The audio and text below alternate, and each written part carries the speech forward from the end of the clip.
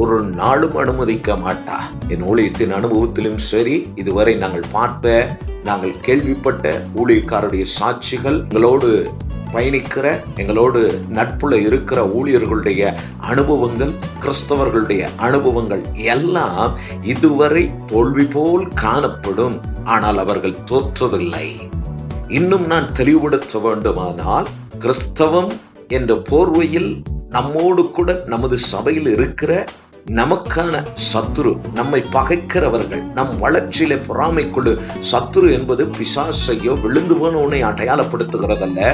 சத்துரு என்பதற்கான அர்த்தம், யார் ஒருவர் உங்கள் வளர்ச்சியில் பொறாமை கொள்ளுகிறானோ, யார் ஒருவர் உங்களுக்கு விரோதமாய் எழும்புகிறானோ, யார் ஒருவர் உங்களை வீழ்த்த நினைக்கிறார்களோ அவர்கள் உங்கள் சத்துருக்கள் ஆவார்கள்.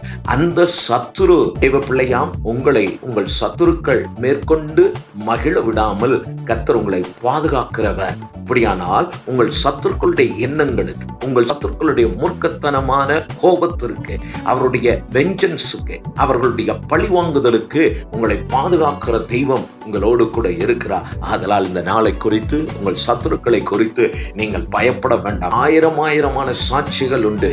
சங்கீதக்காரனாய் தாவீது அவ்வளவு தெளிவாய் நமக்கு எழுதுகிறார். அவருடைய அனுபவம், அவருடைய சத்துரு வேற யாரும் அல்ல, அவனுடைய சொந்த மாமனார் சவுல் ராஜா.